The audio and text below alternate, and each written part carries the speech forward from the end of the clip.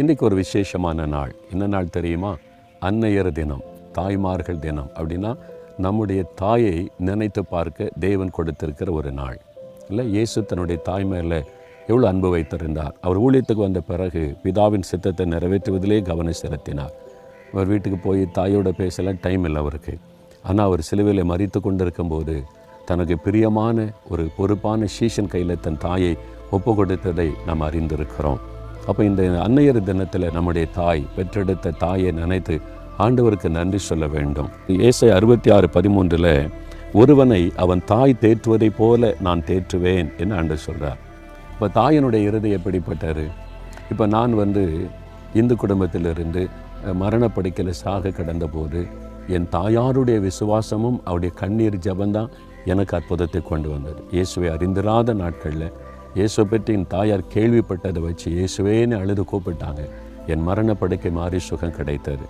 என்ன சர்ச்சுக்கு அனுப்புனாங்க. சமுதாய அந்த சூழ்நிலையினால் என்னை மட்டும் சர்ச்சுக்கு அனுப்புனாங்க. நான் மட்டும் பைபிள் வாசித்தேன், ஜெபம் பண்ணேன், அப்புறம் ஊழியக்காரனாக ஆகிட்டேன். அந்த நாட்களில் சில போராட்டம், சில தோல்விகள், சில உபத்திரம் வரும்போது சோர்ந்து போவேன். என்னுடைய தாயார் தான் இதுக்கே சோர்ந்து போனால் எப்படி? ஆண்டவரை நம்ம பிடிக்க சோதனை வரும், போராட்டம் வரும், நம்ம சோர்ந்து போகாமல் ஆண்டவரை உறுதியாக பிடிக்கணும். என்னை ஆறுதல் படைத்தினது என்னுடைய தாயார். நிறைய காரியத்தை நான் ஊழிய பாதையில் ஆரம்ப நாட்களில் இந்த குழு, இந்த டீம் அதெல்லாம் கிடையாது.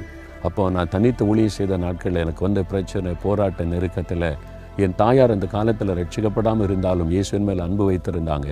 அப்போவே என்னை ஆறுதல் படுத்துவாங்க. இதுக்கெல்லாம் சோர்ந்துடக்கூடாது தம்பி, இதெல்லாம் வரும், ஆண்டவர் இன்னும் உறுதியாக பிடிக்கிறதுக்கு தான் இந்த போராட்டத்தை உற்சாகப்படுத்தி என்னை ஆறுதல் படுத்தினதை நான் நினைத்து பார்க்கிறேன். அதன் பிறகு என் தாயார் ரட்சிக்கப்பட்டாங்க, ஜெபம் பண்ணுவாங்க. நான் வெளிநாடு, அமெரிக்கா, கனடான்னு பல நாடுகள் ஊழியத்தெல்லாம் போயிட்டு வந்தால் எல்லாருமே ஊழியத்தில் பெரிய காரியம் நடக்கணும், ஆசீர்வாதம், அப்படி தான் ஜெபம் பண்ணுவோம் இல்லை. நான் என் தாயாரை பார்க்க போனால் அவங்க சொல்லுவாங்க, நீ பத்திரமா சேரணும், ஜெபிச்சுக்கிட்டே இருந்தப்பா. அதான் தாயனுடைய அன்பு. மற்றவங்கெல்லாம் ஊழியத்தில் பெரிய காரியம் நடக்கணும், அற்புதம் நடக்கணும்னு ஜெபித்த போது என் தாயார், என் பிள்ளை அவ்வளோ தூரம் போயிருக்க, பத்திரமா சேரணுமே, ஆண்டவர் உன்னை பத்திரமா கொண்டு சேர்த்துட்டாருன்னு சந்தோஷப்படுவாங்க. அதான் தாயனுடைய அன்பு. மற்றவங்களுடைய அன்புக்கும் தாயின் அன்புக்கு ரொம்ப வித்தியாசம்.